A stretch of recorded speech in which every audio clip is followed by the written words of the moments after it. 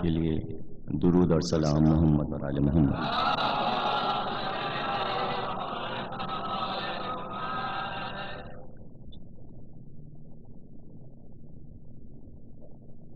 عشرہ چیلوں کی 5ویں تقریر آپ حضرات سماعت فرما رہے ہیں۔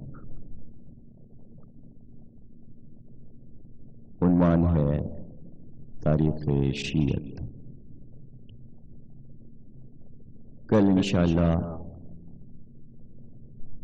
یوم شہادت ہے، اس لیے مجلس کے فوراً بعد تابوت برآمد ہوگا اور امام ضامن تقسیم کیے جائیں گے۔ جن کا انتظام ہے انہوں نے اعلان کروایا ہے کہ اگر آپ حضرات کل انشاءاللہ وقت سے آئیں تو پہلے ہی مجلس سے امام ضامن کی تقسیم ہوتی جائے اور لوگ بیٹھتے جائیں، تاکہ بعد میں ایسا نہ ہو کہ لوگ شکایت کریں کہ ہمیں امام ضامن نہیں ملا۔ ہم اس منزل تک پہنچے گفتگو میں کہ تشیع اور شیعہ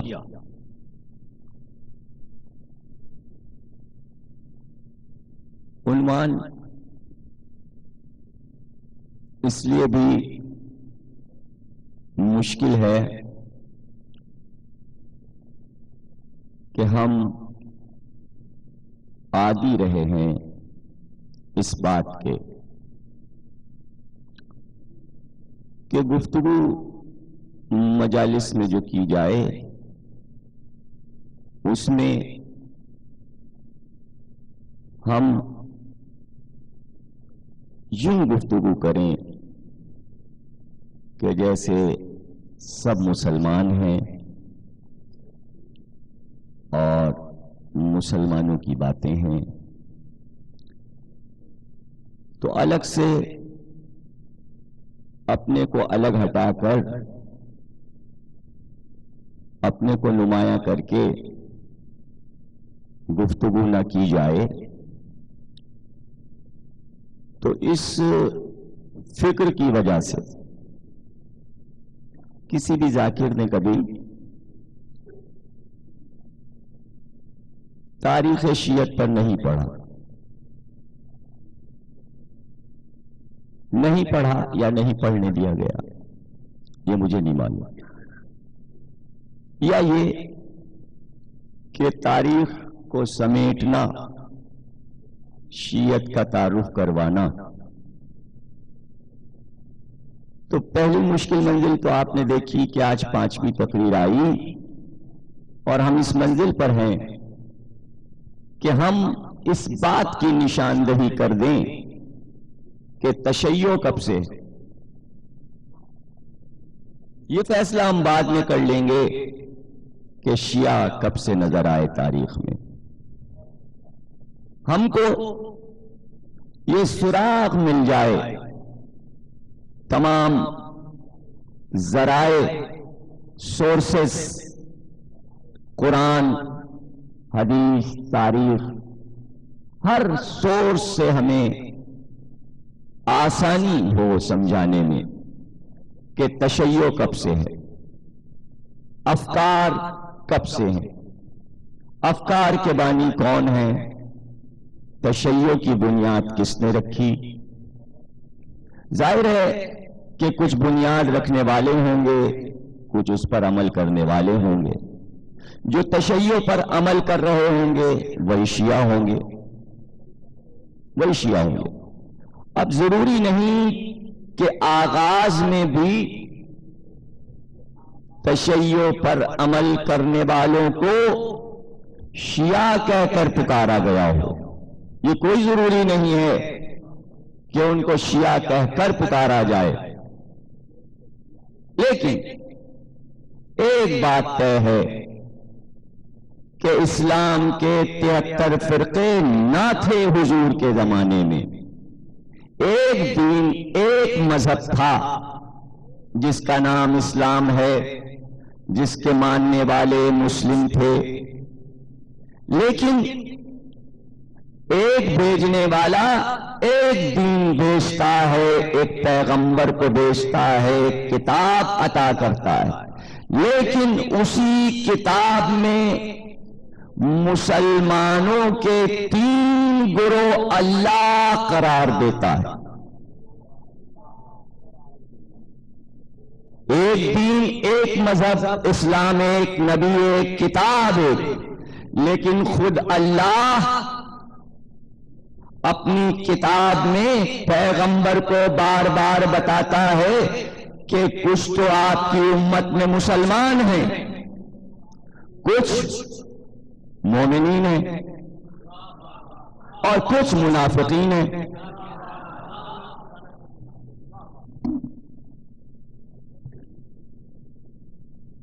قرآن اب بھی ہے، موجود ہے، کوئی ایسی بات نہیں کہ یہ کسی کو معلوم نہ ہو کہ قرآن میں بتا دیا گیا، جب کہا جائے یا ایھا الذین آمنوا تو گویا صاحبان ایمان کو پکارا جا رہا ہے، اور جب مسلم کی بات ہو تو کہا جاتا ہے یہ عرب جو آپ کے پاس آ رہے ہیں، یہ عرب جو آپ کے پاس بیٹھ رہے ہیں، جو کلمہ پڑھ رہے ہیں، ان کو عرب کہا جا رہا ہے، مسلم بھی نہیں کہا جا رہا، لیکن ہے وہ گروہ مسلمانوں کا۔ تو خدا نے خود طے کر دیا کہ مسلمان اور چیز ہیں، مومنین اور چیز ہیں، اور منافقین بھی ہیں۔ یہ تاریخ کی بات تو نہیں ہے، یہ ہسٹری کی بات نہیں ہے، یہ حدیث کی بات نہیں ہے، قرآن کہہ رہا ہے۔ اور 2 گروہ ایسے ہیں کہ جن پر اللہ زیادہ زور دیتا ہے، اور 2 ہی سورے قرآن میں گروہ کا تعارف کرواتے ہیں۔ قرآن میں یا سورہ مومنون ہے یا سورہ منافقون ہے، سورہ مسلمون نہیں ہے۔ یعنی گہری بات، اہمیت اللہ کی نظر میں 2 ہی گروہ کی ہے، یا اللہ مومنین کی بات کرتا ہے یا منافقین کی، اور مسلمان بھی ہیں، ان سے مخاطب نہیں ہوتا اللہ، ان کو کبھی نہیں پکارتا، منافقین کی باتیں کرتا ہے، مومنین کی بات کرتا ہے، لیکن مسلمانوں کی باتیں نہیں کرتا۔ اب اللہ نے کیا دیکھ کر الگ الگ گروہ کو تعارف کروا کر آیتوں میں، سوروں میں اپنے نبی پر نازل کر دیا، تو اب وہ لوگ مسلمان یا آپ کی ملت سے تعلق رکھنے والے اکثر یہ فکر پیش کرتے ہیں اور ذاکروں پر زور دیتے ہیں، جی اپنی بات کیجئے، فضائل پڑھا کیجئے، بس فضائل کیا کم ہیں آل محمد کے، کیا آپ ادھر ادھر کی باتیں کرتے ہیں۔ یہ شکوہ، یہ پابندی ذاکر پہ نہیں، قرآن پہ لگے گی، پہلے اللہ پہ یہ پابندی لگے گی۔ یا اللہ، ساری قوم تیرے نبی کو مانتی ہے، سب تیرے نبی کے ساتھ ہیں، سب تیری نمازیں پڑھتے ہیں، عبادتیں کرتے ہیں، تلاوتیں کرتے ہیں، کیا ضرورت ہے کہ ان کے عیب اور کھول کھول کر منافقین کا تعارف الگ کرا، مومنین کا الگ تعارف کرا، مسلمان کا تعارف؟ پھڈے ہوں گے، جھگڑے ہوں گے، فساد ہوگا، یہ باتیں اچھی نہیں ہیں۔ تو بیٹھا ہے اوپر، مسلمانوں میں جھگڑے شروع ہو جائیں گے۔ اگر کوئی منافق ہے تو رہنے دے، تیرے دین کا کیا بگڑتا ہے؟ تو اتنا عظیم ہے، تیرا منافق کیا بگاڑے گا؟ تو اپنے پیغمبر کا محافظ ہے، منافق تیرے نبی کا کیا بگاڑے گا؟ تو کہہ رہا ہے کتاب کا محافظ میں ہوں، اس کی کوئی آیت بدل نہیں سکتی ہے، تو تیری کتاب کا یہ منافق کیا بگاڑیں گے؟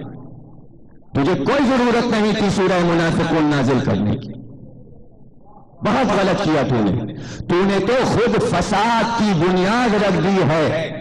ایک طرف قرآن میں کہہ رہا ہے فساد فی الارض، فساد نہ ہونے پائے، اور بنیاد خود فساد کی رکھ رہا ہے. اور پھر خود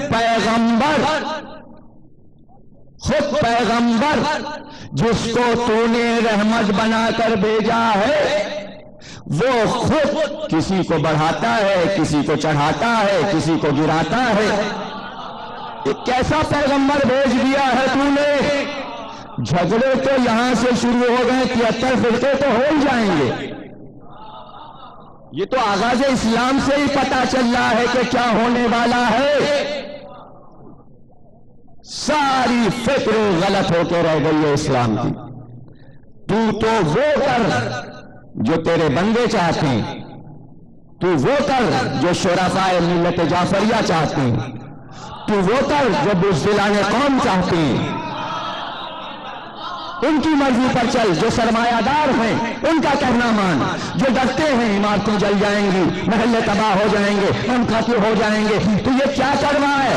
قتل عام تو شروع ہو جائے گا اسلام میں، انہی باتوں سے شروع ہو جائے گا.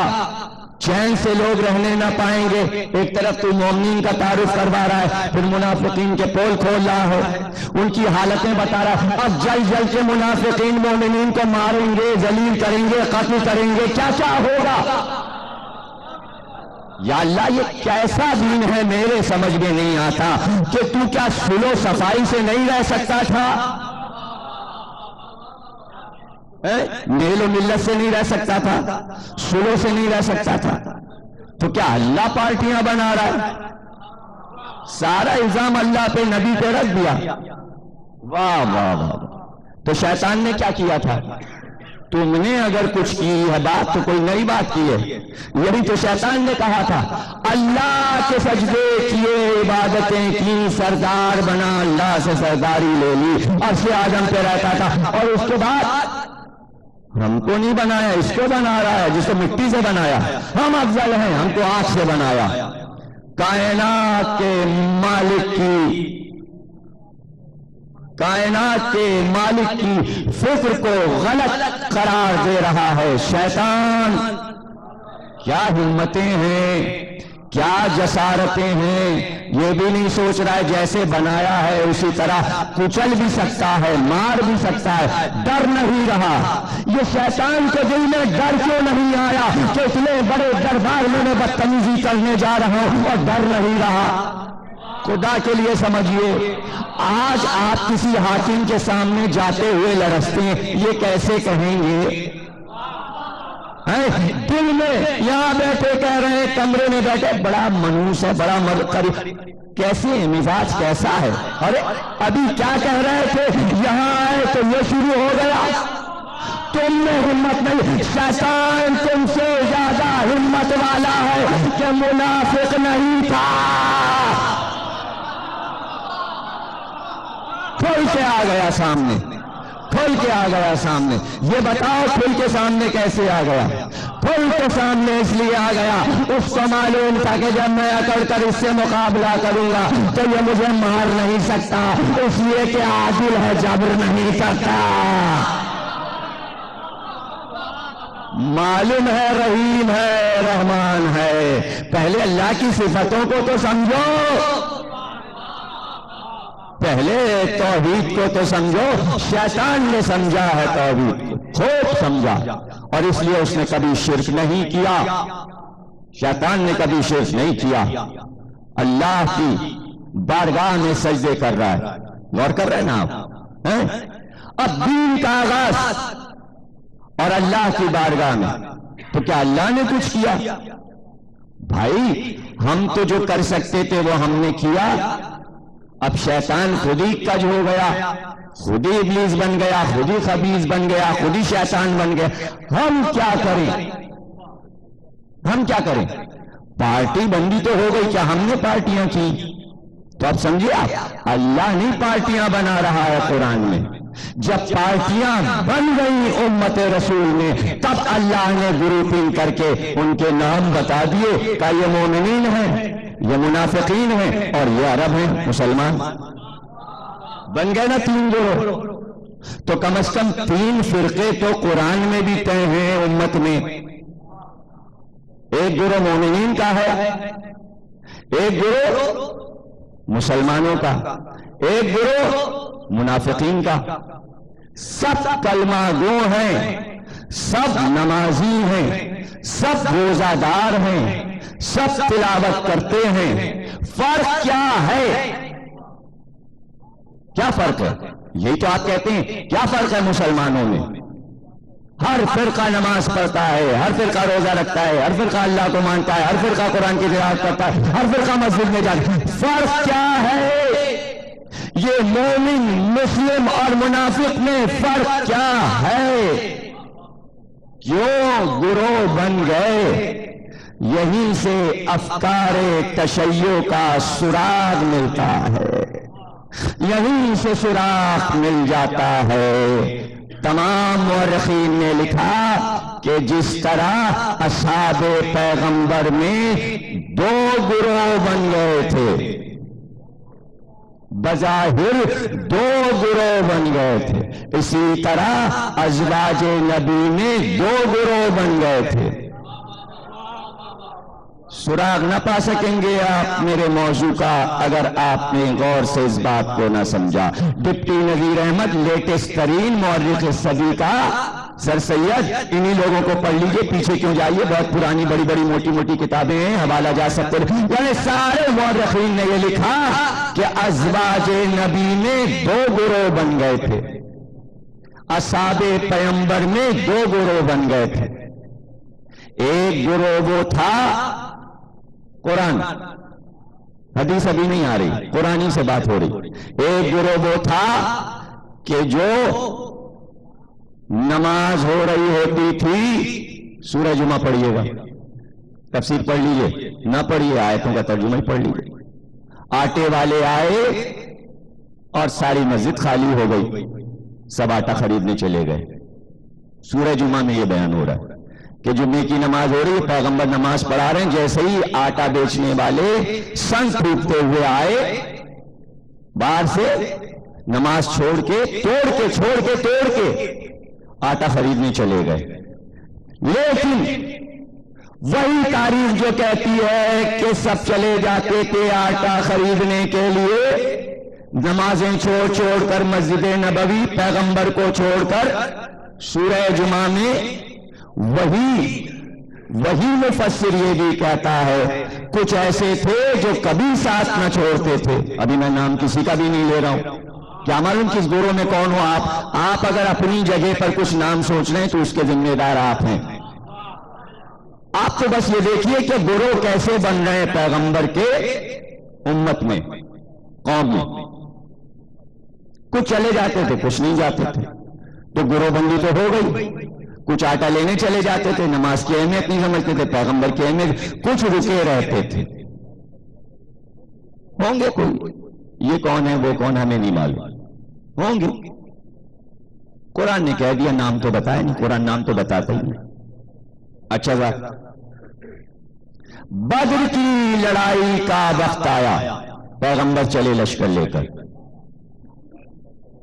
اصحاب سے کہا کیا خیال ہے یہ قریش جو آئے ہیں؟ ایک گروہ نے ایک ہی رائے پیش کی، ایک نے کہا، 2 نے کہا، 3 نے کہا، 4 نے کہا، 5 نے، جو کچھ کہا بات ایک کہی، الفاظ بدل کے. کیا؟ ان کا یا رسول اللہ یہ قریش ہیں، قریش، اللہ نے کبھی ان کو ذلیل و رسوا نہیں کیا. آج کے دن بھی جو مکے سے قریش آ رہے ہیں، ان کے مقابل میں آپ جا رہے ہیں، اللہ نہیں چاہے گا کہ یہ ذلیل ہو، اس لیے کہ قریش ہیں. جلال آ گیا، غصہ آ گیا. یعنی تاریخ نے لکھا اتنا غصہ آ گیا تھا نبی کو کہ بات کرنا نہیں پسند کر رہے تھے، मुंह तो मोड़े बैठे हुए थे। ऐसे में वही तारीख कहती है अम्मारे यासिर आगे बढ़ो, और आगे बढ़कर कहा या रसूल अल्लाह, हम मूसा की उम्मत नहीं है जिसने मूसा से कहा था कि जाओ तुम खुद ही जाओ, अल्लाह तुम्हारा मददगार है, हम नहीं तुम्हारे साथ जाकर लड़ेंगे, हम आपके साथ जान दे देंगे। क्या देखते हैं ये कुरैश, आपके सामने इनकी क्या हकीकत है? चेहरे पे मुस्कुराहट आई।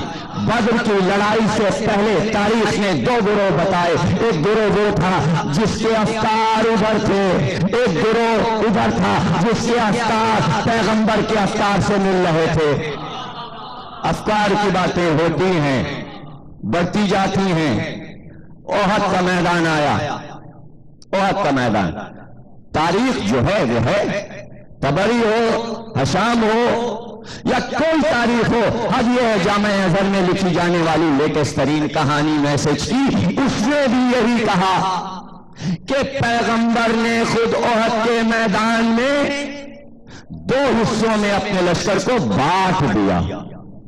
तीर अंदाजों से कहा तुम इस दहाने पर खड़े हो जाओ, दूसरे गिरोह से कहा तुम हमारे साथ लड़ो, तुम लड़ते रहना आखिर वक्त तक, मेरा हुक्म तुम्हारा काम यह है कि आखिर वक्त तक आंधी आए, पानी बरसे, तूफान आए, कुछ भी हो जाए, जमीन लरस जाए, कयामत आ जाए, तुम इस जहाने से ना हटना, हुक्म रसूल है। लड़ाई शुरू हुई, लड़ाई जीत गए मुसलमान जो लड़ रहे थे पैगंबर के साथ। अबू सुफियान बड़ा लश्कर लेकर आया था लेकिन जीत गए। अब जो जीते तो दुश्मन भागा तो माले गनीमत पर मुसलमान टूट पड़े। जैसे ही माले गनीमत काफिरों का लुटने लगा, वो जो दहाने पर गिरोह खड़ा था उसने कहा ये तो बड़ी देर हो जाएगी, रसूल हमें यहाँ खड़ा करके गए हैं और वहां माल सारा हो जाएगा, चलो तुम भी लूटो। सारे लोग दहाना छोड़कर उस पहाड़ी के पास से हटे और माल लूटने लगे। बड़ी देर से खालिद बिन वलीद इस चक्कर में था कि किस तरफ से दाखिला हो कि पीछे से हम हमला कर दें। खालिद बिन वलीद उसी तरफ आया, देखा सारे मुसलमान जो पहरा दे रहे थे गायब हो गए, उसी तरफ से लश्कर लेके खालिद आ गया। पीछे से अजाब आ गया काफिरों का। अब जो मार लगाई तो एक न बचा के मैदान में ठहरता, जीती हुई लड़ाई हारी गई। चुप बैठे हैं आप, किस गिरोह की वजह से जीती हुई लड़ाई हारी गई? एक गिरोह गाजी था जो लड़ रहा था, एक गिरोह जो मुहाफिज था। मुहाफिज खुद ही अगर हिफाजत करना छोड़ दे तो बाहर से हमले होने लगते हैं। हो गई ना ओहद, खंदक, कौन जाएगा अम्र के मुकाबिल? कौन जाएगा? सबसे कहा है ना, कौन जाएगा? जब पूरा मजमा बैठा है तो सबसे कह रहे हैं उठो जाओ मुकाबला करो, इससे मुकाबला करो। तो अब नुमाइंदगी जो करेगा तो अब उसके पीछे जितना मजमा होगा वो सारा मजमा नुमाइंदगी करने वाले से इन्वॉल्व हो जाएगा। ये तवज्जो रखिएगा। एक उठा, उसने कहा किसके सामने आप भेज रहे हैं लड़ने के लिए? ये बहुत बहादुर है, इससे कोई मुकाबला हम लोग कर सकते हैं। ये इतना बहादुर है, ऊंट का बच्चा इसने हाथ पे उठा लिया था और डाकुओं के गिरोह में था, उसने भगा दिया और उसके बाद हम भी थे उसी काफले में। और एक उठा, उसने कहा अना लहू, अना लहू। अना लहू के मानिए आपको मालूम है? अना लहू, मैं इसके लिए हूं, मैं हूं इसके लिए। अच्छा जाओ, दो गिरोह हो गए ना। एक गिरोह नबी के साथ बैठा हुआ है, सूरह अहज़ाब पूरा नक्शा खींच रहा है कि नबी ने ऐलान किया, सरों पे तायर बैठ गए और आंखें उल्लुओं की तरह फिरने लगी, कलेजे जो थे आके हलक में अटक गए। अमर की आवाज से एक उतार गया और मारा और आ गया। हो गए ना दो गिरोह। अब खैबर आ गई। 39 दिन एक गिरोह गया आया, गया आया, गया आया, और 40वें दिन एक गिरोह गया, मरहब को मारा, हारिस को मारा, अंतर को मारा, वापस आ गया, कला फतह हो गया। کیا کوئی ایسا بھی مقام ہے جس میں دو گروہ نمایاں نظر نہ آ رہے ہوں آپ لوگوں کو اور سارے مسلمانوں کو؟ تو گروہ آپ سے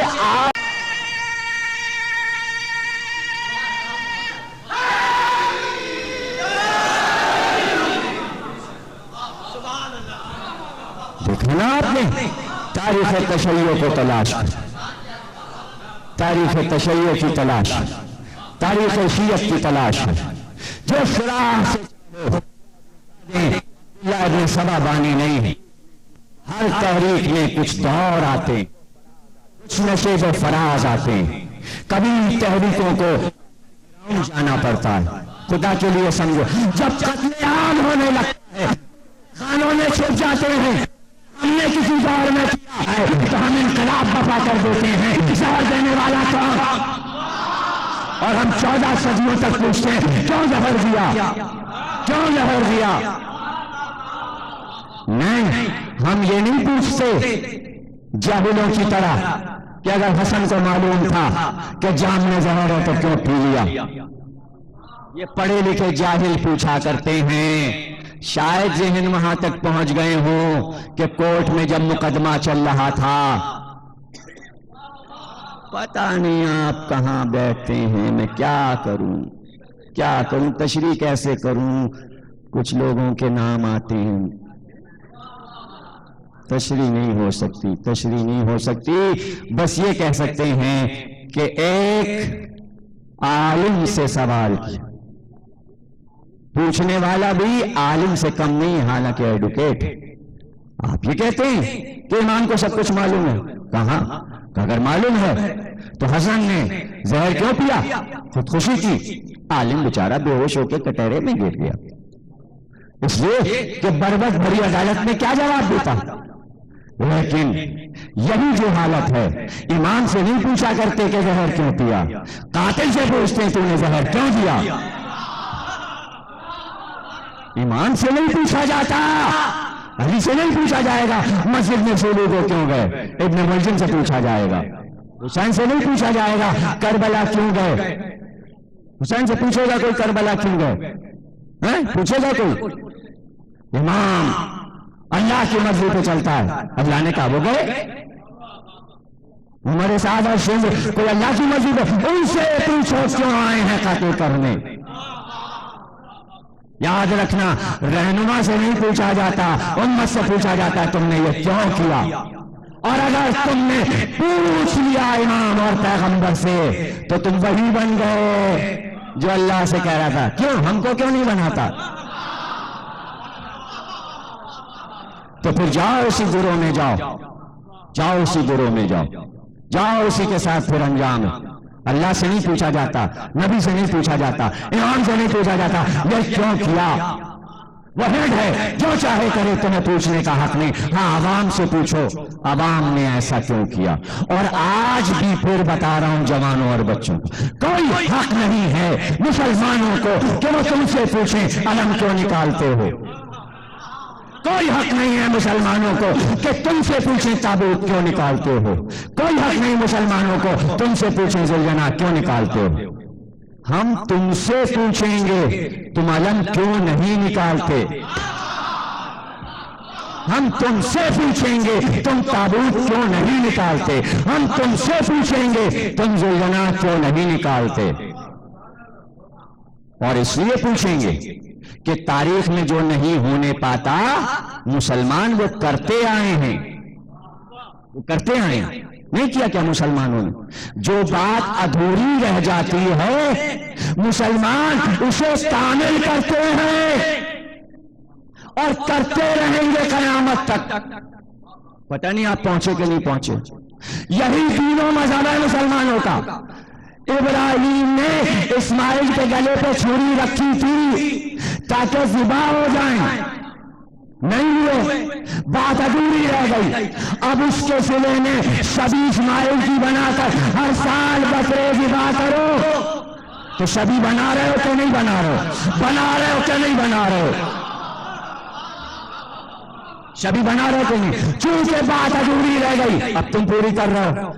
تو اب تم کو پھر ہر منزل پہ کرنا چاہیے. تاریخ نبوت میں جب قربانی پیش کی جا رہی تھی، اسماعیل بچ گئے، تو اب تم بکرے اور بھیڑے کاٹ رہے ہو، تم بات کو پورا کر رہے ہو. تو پھر اس میں کیا حرج ہے کہ پیغمبر کا جنازہ نہیں اٹھا؟ تابوت اٹھا لو، اگر اٹھا ہے تو تاریخ میں دکھا دو. بھئی حسرت تو تھی نا کاش جنازہ اٹھاتے، یا علی جلدی کیوں دفن کر دیا؟ تو اب اٹھا لو، ہر سال اٹھایا کرو، اٹھایا کر. چونکہ یہ ذمہ داری تمہاری تھی، اس لیے ہم تو پیغمبر کا جنازہ نہیں اٹھاتے. نہیں اٹھا، مگر ہم نہیں اٹھاتے، ہم نہیں اٹھاتے. اس لیے نہیں اٹھاتے، جب کبھی 28 سفر کو اٹھایا گیا، تھانے میں رپورٹنگ ہوئی، سب پہنچے گا، کیا ایسا کہ دیکھیے پیغمبر کا جنازہ اٹھا رہے ہیں، ہمیں چڑھا رہے ہیں. تو ہم بھائی آپ کو نہیں چڑھانا چاہتے، نواسے کا اٹھا لیتے ہیں، حسین و منی وانا من الحسین، تو گویا نانا کا بھی اٹھ گیا، نواسے کا بھی اٹھ گیا. اب الگ سے کیا پیغمبر کا اٹھائیں 28 کو، اور نواسے نے اسی تاریخ کو شہادت پا کر بتا دیا بس حسن کا جنازہ اٹھا لینا، سمجھنا یہی رسول کا جنازہ ہے. تو ہم اس لیے اٹھا رہے ہیں، نہیں اٹھا، نہیں اٹھنے دیا گیا، ہم اس لیے اٹھا رہے ہیں. ذوالجناح، اچھا صاحب کیا کیوں پوچھیں گے آپ ہم سے ذوالجناح کے بارے میں؟ کس کی سواری ہے؟ کس کی سواری ہے؟ پیغمبر کی سواری. اچھا معراج میں براق پہ گئے تو براق کی تصویریں تو لگی ہوئی ہیں، اور شکل ایسی، زلفیں پری چھم چھم، کڑے پہنے ہوئے. کبھی دیکھیے براق کی تصویر؟ دیکھیے نا، یعنی تصور میں بھی جب آتی ہے تو نر نہیں آئے گا.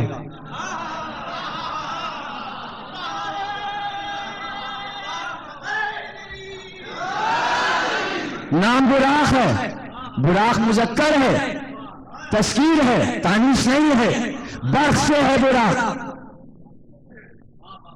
برق سے ہے براق. اب برقی رو ہوتی، برقی رو کوئی نام ہوتا تو چلیے ٹھیک ہے بھائی تانیث ہو گیا، لیکن تصویر میں اور باقاعدہ پر لگے ہوئے سواریاں نکلتی ہیں. اب آپ لوگ تو بہرحال اتنے بزی ہوتے ہیں عاشور کے دن، کبھی کبھی اور جلوسوں میں بھی چلے جایا کیجیے. دیکھا ہے نا، ہاں ٹھیلے کے اوپر پر لگے ہوئے براق ہے نا، تو سب نے نہیں دیکھا. ہم نے ہندوستان کے جلوسوں میں براق کے جلوس بہت دیکھے. تو براق تو نکل سکتی ہے جناب، تو ذوالجناح میں کیا ہو گیا بھائی؟ براق بھی انہیں کی سواری اور ذوالجناح بھی انہیں کی. اور کل گفتگو کیا تھی؟ نہیں صاحب وہ تو اب یہ تھے ہم براق نکالتے ہیں ٹھیک ہے، اب ذوالجناح براق پہ تو صرف نبی بیٹھے، اب ذوالجناح پہ تو اور لوگ بھی بیٹھے، تو ہم براق نکالیں گے. وہ آسمان پہ گیا تھا، پر تھے، ذوالجناح نہیں. کیوں؟ سوال یہ ہے براق قرآن میں ہے کہ نکالا جائے؟ کل سے متصل ہو گئے نا ہم گفتگو سے. قرآن میں ہے کہ براق کی سواری نہیں ہے، نکل رہا ہے. تو اگر ذوالجناح نکل جائے گا تو کیا؟ قرآن سے ثابت کرو، قرآن سے ثابت کرو. اور نہ کریں تو نہ کریں تو کیا کریں گے آپ اگر میں قرآن سے ثابت نہ کروں؟ کیا ہو جائے گا؟ کیا کیا بگڑے گا؟ کیا مطلب؟ ضروری ہے کہ قرآن سے ہی ثابت ہو؟ بھائی عمل رسول میں بھی تو ہے، کوئی نہ کوئی گھوڑا تو رہا ہوگا نا زیر ران، نبی بیٹھتے تھے نا، تو اس کا احترام ہوگا کہ نہیں ہوگا؟ ہوگا. تو اگر اس کی شبیہ بن جائے، نکاح ٹوٹ گیا. اچھا اب یہ تو دیکھیے طے ہے کہ 1000 برس سے تو ذوالجناح بہرحال نکل رہا ہے، تاریخ میں بتاؤں گا آپ کو. اچھا اب راستوں سے نکلتا ہے، سڑکوں سے نکلتا ہے، اب دیکھیے کہاں کہاں ایسے ہوگا. تو اب جتنے ٹوٹے ہیں 1000 برس میں، کسی اخبار میں آیا جڑے بھی آیا؟ تو اس سے بہتر یہ ہے کہ توڑنے جوڑنے میں نہ پڑیے مگر نسلیں خراب ہو جائیں گی. مان لیجئے جائز ہے تو نکاح ٹوٹیں گے نہیں وہ پچھلے والے. نسلوں کو بچانے کے لیے ذوالجناح کو جائز ماننا پڑے گا، ورنہ ساری نسلیں جن جن کی نظر پڑ چکی. آپ کہیں گے نہیں کسی کی نظر ہی نہیں پڑتی. ارے عام لوگوں کی جن کے گھر سڑکوں کے کنارے ہیں نہیں مانیں گے آپ؟ ارے چھوڑیے کہاں قائد اعظم جنہوں نے بنایا یہ پاکستان، ان کا نام جینا آپ کو معلوم ہے؟ ان کے ابا کا نام تھا جینا، ان کا خاندانی نام. ان کے ابا کا نام جینا نہیں تھا. اب ان کے ابا کی زبان حیات پڑھ لیجئے گا اور یہ سب آ چکا ہے، ہر سال اخباروں میں آتا. اب آپ کی نظریں نہیں پڑتی تو میں کیا کروں. پورا نام تھا ذوالجناح پونجا. قائد اعظم کی دادی کی اولاد نہیں بچتی تھی، کسی نے کہا آپ کی ذوالجناح کے پیر پکڑ کر دعا مانگنا بیٹا بچ جائے گا. منت مانی بیٹا بچے گا تو ذوالجناح نام رکھیں گے. بیٹا بچا، ذوالجناح نام رکھا، ذل نکل گیا، خاندان میں جنا رہ گیا. ورنہ جنا کے کیا مانی؟ ذوالجناح بلبل نہ ہوتا، ذوالجناح نہ ہوتا تو قائد اعظم کے ابا نہ ہوتے، قائد اعظم کے ابا نہ ہوتے تو قائد اعظم نہ ہوتے، قائد اعظم نہ ہوتے تو پاکستان نہ ہوتا. ایک صلوات پڑھیے گا.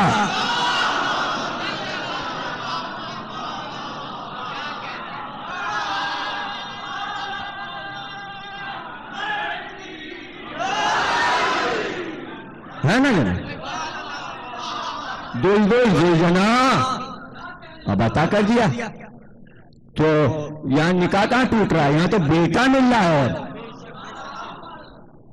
فرزند مل رہا ہے. کس سے؟ ذوالجناح سے.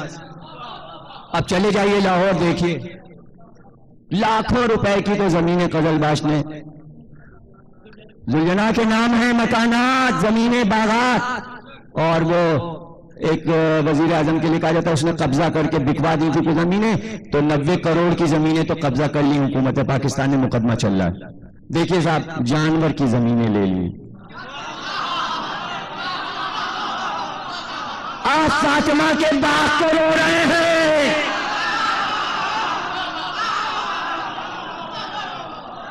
اس گھر سے اگر جانور منسوخ ہو جائے تو اس کی چیزیں چھین لی جاتی ہیں.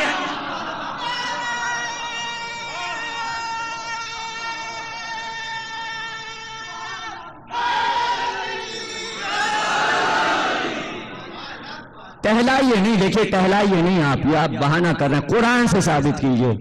اچھا مرغے کی ایک ٹانگ، چلیے پھر اب آپ مجبور کر رہے ہیں تو پھر اب قرآن سے ہی ہو جائے بات.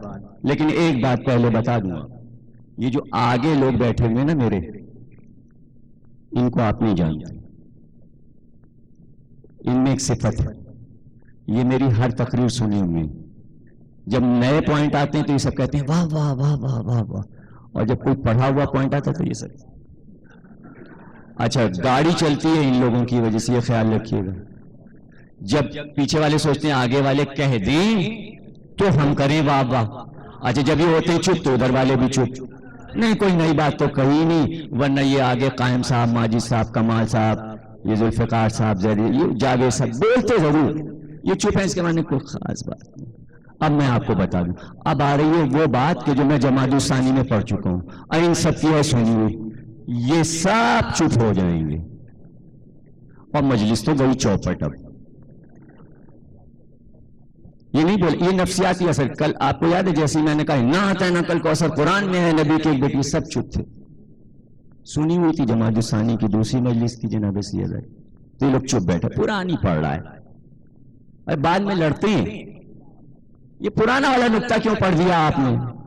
اس لیے بار بار یہ نئی مجلسیں مجھے پڑھنا پڑتی ان 4-5 کی وجہ سے. بھئی آپ نے تو ساری آپ کا ہر وقت ساتھ رہتے ہیں، یہ تو سب لاہور بھی ساتھ گئے، وہاں کی بھی سنی، وہاں کی یہاں نہیں پڑھ سکتے، یہاں کی وہاں نہیں پڑھ سکتے.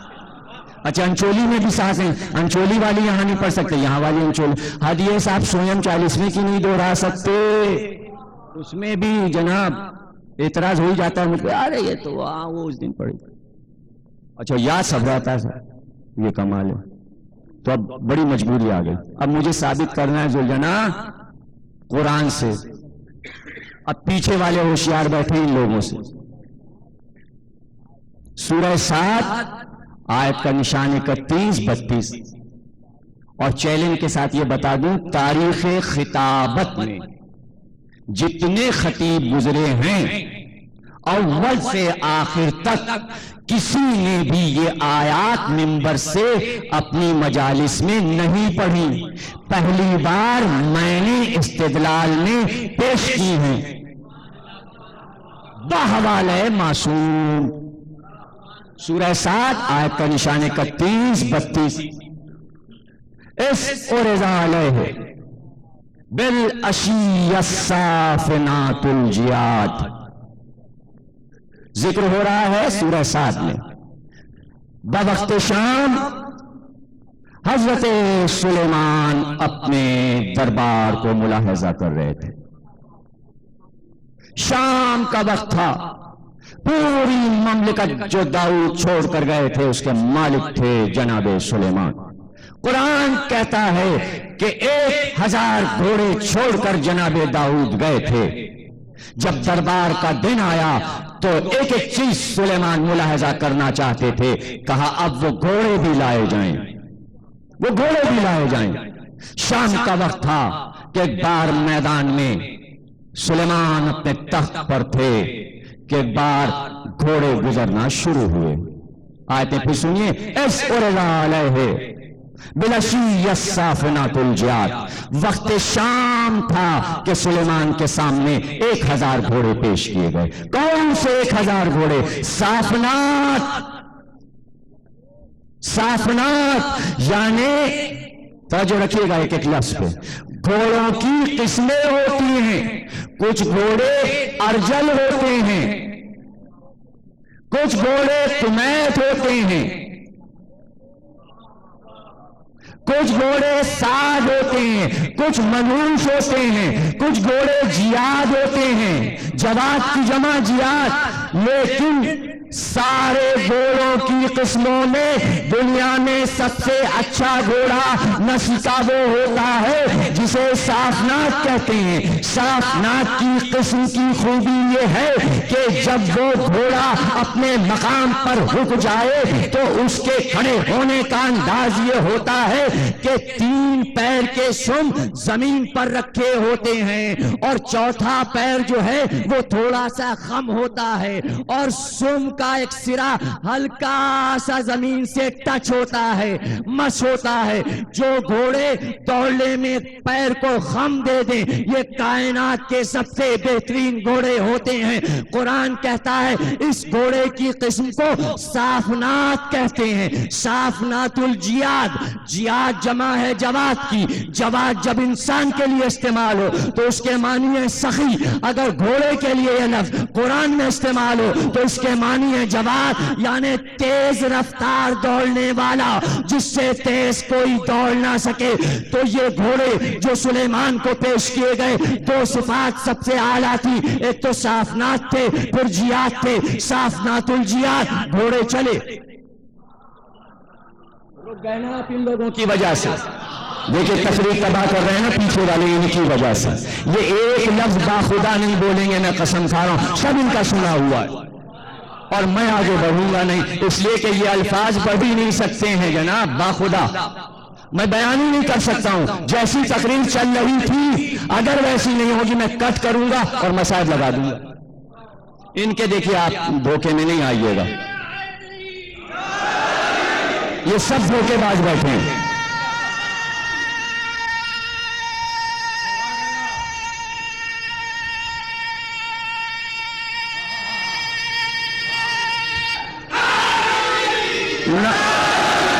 نہ یہ نعرہ دکھا دو.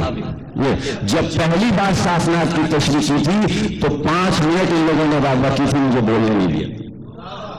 مجھے یاد ہے یہی لوگ تھے. تو کتنی بےمانی لوگ دیکھ رہے ہیں.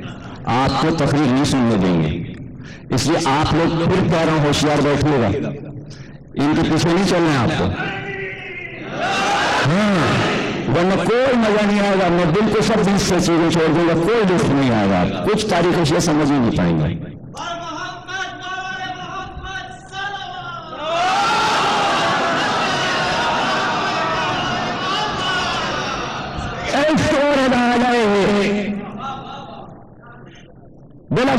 صافنات الجیاد, وقت شام تھا, صافنات جیاد گھوڑے سلیمان کے سامنے پیش کیے گئے. فقال انی احببت,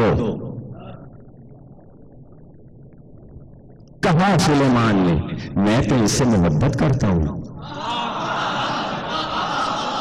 سورہ سات پڑھ رہا ہوں لینا قرآن پڑھ رہا ہوں.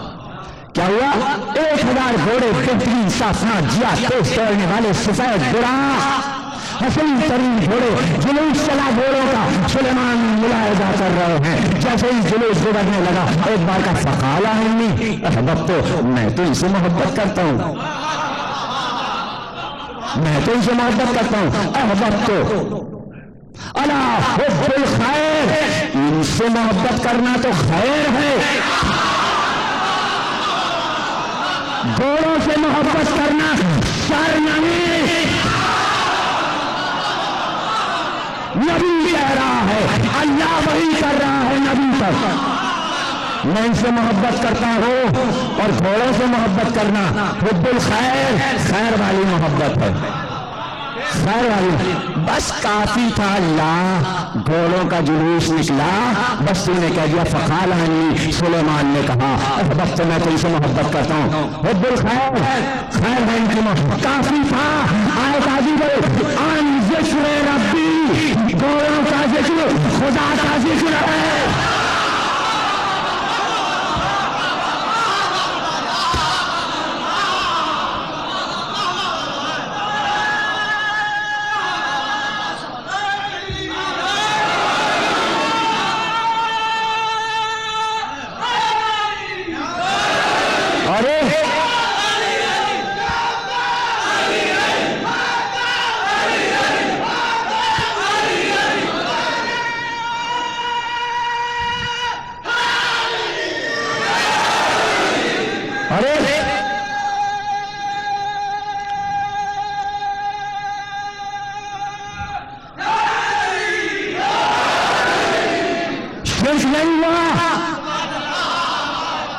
یا اللہ کہو یا محمد بھی نہ کہو, اس لیے کہ عبادت میں محمد شریف ہو جاتے. سلیمان قرآن میں وحی کی جا رہے نبی پر کہ گھوڑوں کا ذکر کرنا, گھوڑوں کا ذکر کرنا. ان ذکر ربی, گویا اللہ کا ذکر ہو رہا ہے, ذکر ربی ہو رہا ہے. گھوڑوں کا ذکر کرنا خدا کا ذکر ہے, گھوڑوں کا ذکر کرنا اور شرک نہیں ہوا. تبارک بالحجاب, اچانک وہ منظر سلیمان کی نگاہوں سے چھپ گیا. لیکن منظر سمجھ لیجیے, 1000 گھوڑے چلے, سلیمان نے پاس سے دیکھنا شروع کیا. میں ان سے محبت کرتا ہوں, حب الخیر, ان کی محبت خیر ہے. ان ذکر ربی, میں ان کا ذکر کرتا ہوں اس لیے کہ ان کا ذکر کرنا خدا کا ذکر ہے, رب کا ذکر ہے. تبارک بالحجاب, ابھی یہ کہی رہے تھے 1000 گھوڑوں کا جلوس نگاہوں سے غائب ہو گیا. تبارک بالحجاب, پردے میں یہ سین چھپ گیا, منظر چھپ گیا. ایک بار سلیمان گھبرا گئے, اتنا حسین سین ابھی تو دل بھر کر دیکھا نہیں. آگے آئے سنیں گا, تبارک بالحجاب, ایک بار وہ سین وہ منظر چھپ گیا. سلیمان نے کہا ردوہا علیہ, ان کو پلٹاؤ.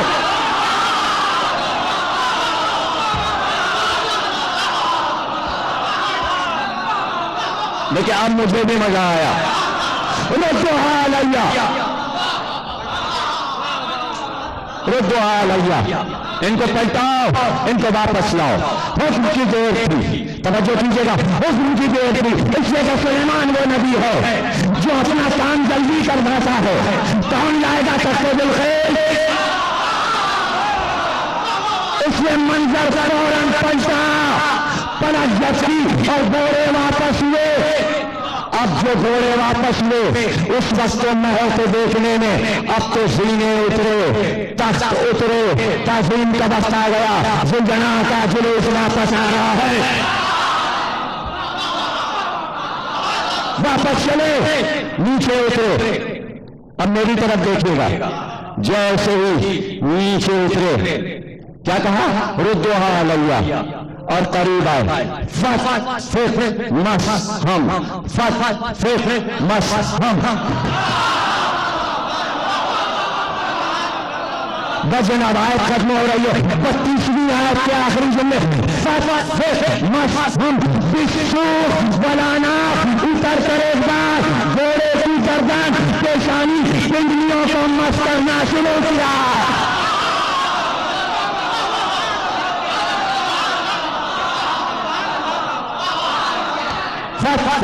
हम बिशोख वलाना, सुलेमान नबी तख्त से उतरे और उतर कर एक बार पिंडलियों को मस किया, गर्दन को मस किया, पेशानी को मस किया।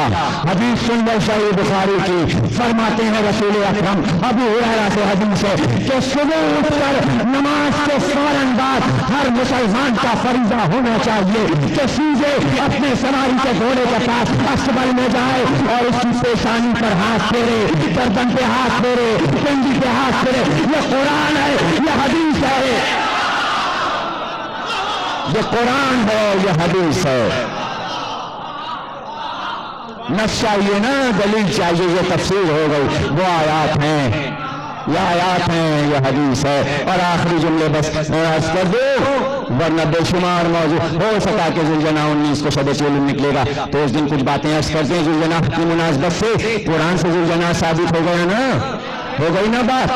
अब जितनी तफसीरें हैं उठा कर पढ़ लीजिए, कुछ में ये तफसीर मिलेगी। इस वक्त जदीद तरीन तफसीर नमूना जो ईरान की मुकाररम नासिर की है, उसमें भी आपको यही तफसीर मिलेगी जो मैंने बयान किया, लेकिन कुछ पुराने कुरानों में आपको बदला हुआ मिले। मैंने कहां से पढ़ा, सैयद मुर्तजा, सैयद शरीफ रजी के भाई, तफसीर है मौलाए कायनात से। अब वो वाकया भी सुन लीजिए ताकि आप बाद में न कहने तफसीर भी राय हो गई। और सैयद मुर्तजा की किताब पढ़ लीजिए जहां इसमत अंबिया को उन्होंने साबित किया है। एक बार अब्दुल्लाह इब्न अब्बास आए अली की खिदमत में और ये आयतें पढ़ना शुरू की, जो आयतें मैंने पढ़ी, तवज्जो रखिएगा। कमौला अली क्या तफसीर है इसकी, याद रखिएगा। जितनी तफसीरें 73 फिरक़े इस वक्त हैं, सब अब्दुल्ला इब्न अब्बास के जरिए से आ रही है। यानी वाहिद मुफस्सिर शिया सुन्नियों का अब्दुल्ला इब्न अब्बास है, इससे कोई इनकार नहीं कर सकता, इसलिए इस तफसीर से भी इनकार नहीं हो सकता। अब्दुल्ला इब्न अब्बास ने अली से कहा, मौला आप बताइए इसकी क्या तफसीर। कब पहले तुम ये बताओ कि हम मुसलमान क्या कहते हैं। गुरु तो जाहिर हो गए ना, तफसीर के गुरु जाहिर हो गए ना। यहां पर भी मौला के कौल से आम मुसलमान क्या कहते हैं।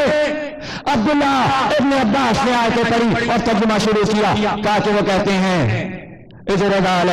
बिलशिया साफनात जियाद, साफनात घोड़े सुलेमान के सामने पेश किए गए। मगरिब का वक्त था कि ऐसे में घोड़े देखने में इतने महर हो गए कि नमाज कजा हो गई। अशी से मुराद लिया जोहर की नमाज कजा हो गई सुलेमान की। जब नमाज कजा हो गई तो उन्होंने कहा ये क्या हुआ, अन जिक्र रब्बी, मैं तो गाफिल हो गया अल्लाह के जिक्र से। तो आखिर में उन्होंने कहा रुदुआ लग गया, इनको पलटाओ। जब इनको पलटाया गया तो बिसूख वलाना उतरे और उन्होंने ये किया, फत मसम, सबकी गर्दनें और पिंडियां काटी शुरू की तलवार से। 1000 घोड़ों को काट कर फेंक दिया उनका घोड़ा। दोस्तों ने घोड़ों का गोश्त बदला दिया, पकवा दिया और कहा चूंकि इन जानवरों की वजह से मैं अल्लाह की इबादत से गाफिल हो गया था, इसलिए इन घोड़ों को मैंने मार दिया। एक बार अली ने सिर्फ एक जवाब दिया कि सुनो इब्न अब्बास, ये अली कह रहा है पैगंबर की नमाज कभी कजा नहीं हो सकती। अगर पैगंबर की नमाज कजा हो जाए तो अज़ाब इलाही आ जाता है।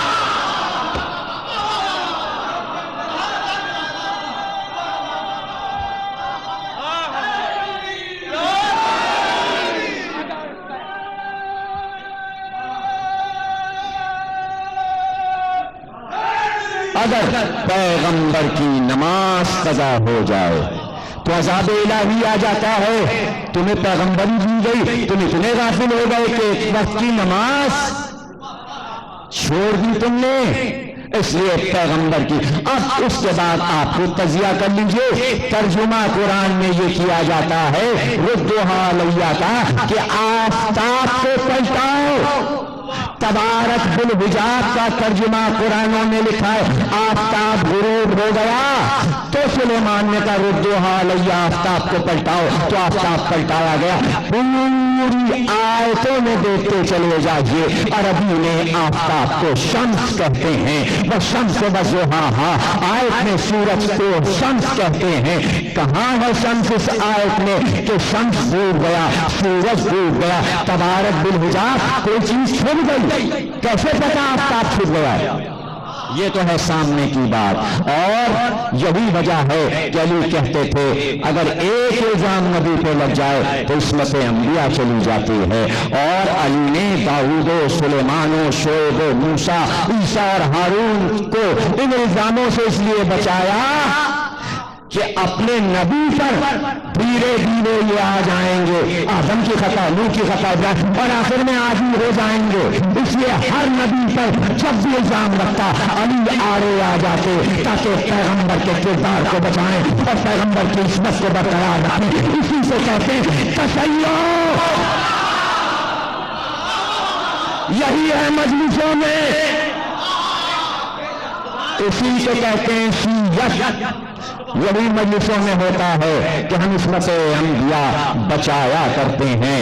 इन मजलिसों में जब इल्जाम लगता है, कहने की बात यह है कि घोड़ों का जिक्र हो रहा था, डर गए मुफस्सिरीन, डर गए कहीं ऐसा ना हो कि ये बात घोड़ों के फेवर में जाएगी। तो गिरोह घोड़े को बड़ी अहमियत देता है, दलीलें कायम कर लेगा, इसलिए तर्जुमा बदल दो। हैरानी देखी क्या चीज घोड़ों के मुकाबिल लाएं कि बात हमारी मान ली जाए।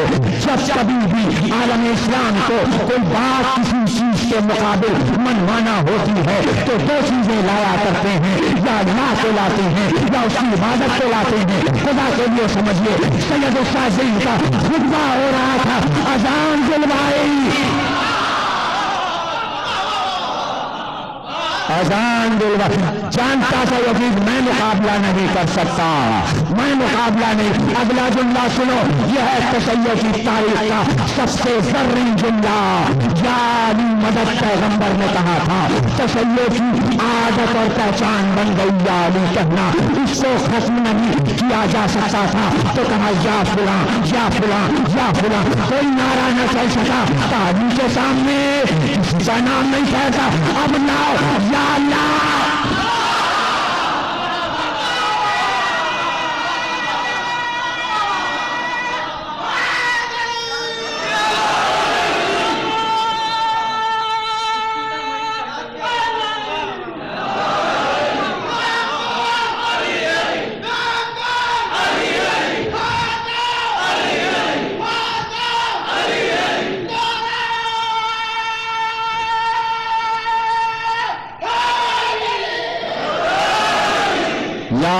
या अल्लाह लाओ। क्यों? जब इजाद हुआ था 65 की लड़ाई में, दीवारों पे लिखा याद है या, तो क्यों छोड़ा उसे?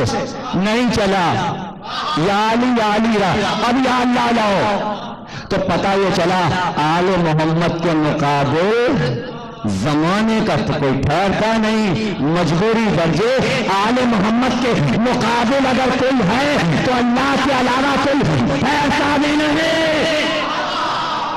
इतने बड़े हैं ये लोग कि मुकाबिल में अल्लाह को लाना पड़ता है और अफकार तशय्यो के मुकाबिल में इबादतों को लाना पड़ता है। अरे हुसैन का जिक्र तो बड़ी चीज है जिसके मुकाबिल में तुम नमाज से टकराओ। कुरान में हुसैन के शबीए ज़ुलजना और घोड़े से नमाज टकरा रही है और सुमो में आ रही है नबी की नमाज और घोड़ा। हाँ, कैसे अफसोस का मकाम है कि घोड़े के मुकाबिल नमाज लाई जा रही है। मुफस्सिरीन ऐसा कर रहे हैं। तो याद रखो, अली ने बताया कि घोड़ों के मुकाबिल जब इबादत इलाही नहीं ठहरती तो क्या जिक्र अली के सामने तुम ठहरा लोगे? जिक्र हुसैन के सामने ये सब हवा हो जाएगा। जिक्र अली 1400 बरस से है। यजीद ने अगर अजान टकरा दी थी तो क्या खुतबा रोक दिया ज़ैनुल आबिदीन का? क्या रोक दिया? नहीं, زین العابدین نے اسی سے استدلال قائم کر لیا، بتا یہ تیرا دادا ہے یا میرا دادا؟ یاد رکھنا جب ٹکرائی بھی جائے گی تو دلیل حسینیت پر بھی بن جائے گی۔ سازشیں لاکھ ہوتی رہیں، ہم زمانے کی سازشوں کو پہچانتے ہیں، اور بھولے بھالے لوگ کبھی کبھی دھوکے میں آ جائے۔ ارے صاحب نماز کی مخالفت، اور یہاں تک سوچی ہیں، اب فرض کیجئے مجلس ہو رہی ہے یہ اور مصائب شروع ہونے، یہاں ایک جنازہ آ جائے، کیا کریں گے آپ؟ ہاں یہی فکر ہونی چاہیے، اس لیے کہ ذکر لاشے حسین ہے، غلام کا جنازہ بعد میں۔ یاد رکھنا علماء نے اصول بنائے ہیں، میں کیا کروں یہاں لوگ بولتے جا، اگر 21 رمضان شہادت علی کے دن یا عاشور کے دن شب عاشور کوئی مر جائے، یاد رکھنا جب تک عصر عاشور نہیں ہو جاتا اپنی میت دفن نہیں کی جاتی۔ یاد رکھنا عاشور کے دن عام جنازہ نہیں اٹھایا جاتا، نہ 21 کو نہ عاشور کو۔ میں نے اسی امام باڑے میں دیکھا، 21 رمضان کی مجلس پڑھ رہا ہوں اور منبر پہ گیا ہوں مجلس پڑھنے، جنازہ آ گیا، ایک غدر بود ہو گیا، اور اس زمانے میں ایک مرحوم مولانا تھے، ان کو لوگوں نے کہا صاحب کہ نماز پہلے مجلس بعد میں۔ دیکھیں یہ دلیل بنی، نماز جنازہ نہیں، نماز پہلے مجلس بعد میں، پہلے پوری مجلس چلے اور نماز پڑھو۔ اب میں کیسے سمجھاتا کہ جب تک کہ شام نہ ہو جائے، جب تک علی کا جنازہ نہ اٹھ جائے، تابوت نہ اٹھ جائے، کسی بھی شیعہ کو اپنا جنازہ اپنے جاننے والوں کا، اپنے ورثہ کا نہیں اٹھانا چاہیے۔ اور سن لو، یہ ہے کتاب کا نام، اکبر علی پروفیسر اور ایک کالج کے پرنسپل، کتاب کا نام ہے شیعہ خواتین کی قربانیاں۔ اس میں ایک چھوٹا سا واقعہ، یوں تو بے شمار تاریخ شیعہ کے واقعات ہیں، اس میں خواتین کے کارنامے لکھے، اس میں ایک واقعہ لکھا ہے کہ ایک عورت اور اس کا ایک ہی 18 برس کا بیٹا، اور عین عاشور کے دن دوپہر کے جلوس میں اسے قتل کر دیا گیا۔ اس کے گھر پر لوگ پہنچے اور کہا تمہارے بیٹے کی لاش سڑک پہ پڑی ہوئی ہے، جیسا کہو ویسا کیا جائے، امام باڑے میں پہنچا دی جائے یا گھر پہ۔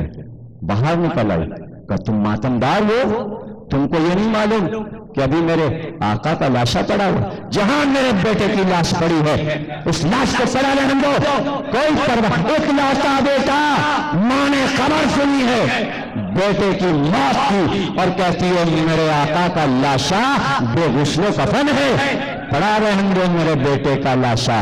ابھی فاقہ شکنی نہیں ہوئی، ابھی شام نہیں ہوئی، ابھی شام غریبہ نہیں ہوئی۔ سن لینا آپ نے، آج 14 صدیاں گزرنے کے بعد یہ جذبے ہیں، تو اس دور میں پھر بہن کا جذبہ کیا ہوگا؟ کل آپ نے سنا تقریر کے آخری جملے کہ کیا جذبہ ہوگا زینب کا، کاش میرے سر پہ چادر ہوتی تو میں اپنے بھیا کو کفن دیتی، کاش یہ وطن ہوتا تو میں دھوم سے باہر کا جنازہ اٹھاتی، لیکن بے اختیار بیمار بھتیجے کے چہرے پر نظر گئی تو اب بھول گئی سب کچھ غم۔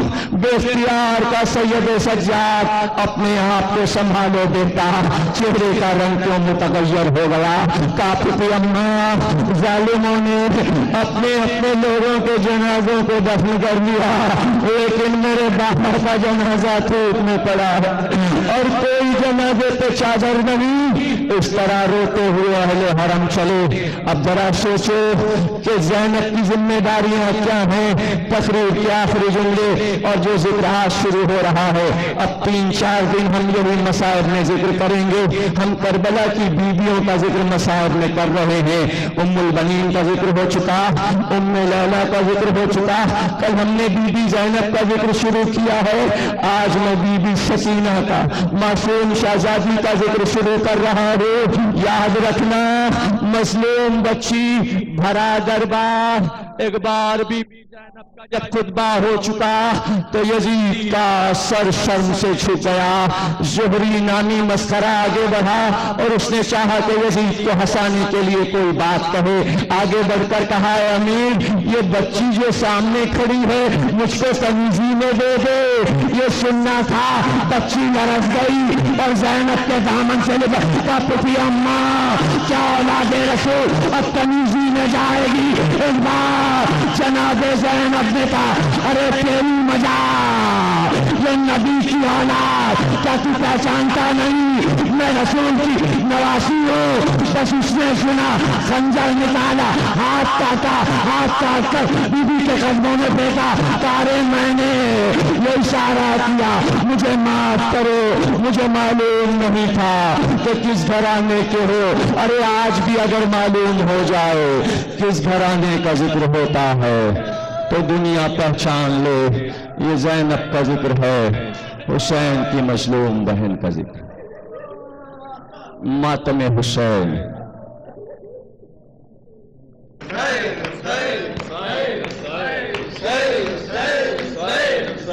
کہا ہندا نے بی بی یوں بھی کوئی جان کھوتا ہے تو سکینہ نے کہا جس کا کوئی مرتا ہے روتا ہے. کہا ہندا نے کوئی پوچھنے والا بھی ہے تیرا. سکینہ نے کہا ہے تو مگر جنگل میں سوتا ہے. کہا جب ہند نے ہر وقت کا رونا نہیں اچھا. ارے پکاری میں نہیں روتی ہوں دل سینے میں روتا ہے. کہا ہندا نے کیا ہے تم جو رہ رہ کر تڑپتی ہو. کہا سر کو جھکا کر بازوؤں میں درد ہوتا ہے. کہا ہندا نے یہ قیدی ردائیں کیوں نہیں لیتے. کہا ان کا گھرانہ بے کفن جنگل میں سوتا ہے. جو پوچھا ہند نے سجاد کو کہنے لگی رو کر دیا سر جس نے سجدے میں یہ اس بے کس کا بیٹا ہے. کہا ہندا نے کیوں چہرے پاپ نے خاک ملتی ہو. کہا رو کر یتیموں کا یہی دستور ہوتا ہے. کہا ہندا نے بیوی یوں بھی کوئی جان کھوتا ہے. سیل سیل سیل سیل سیل سیل سیل سیل سیل سیل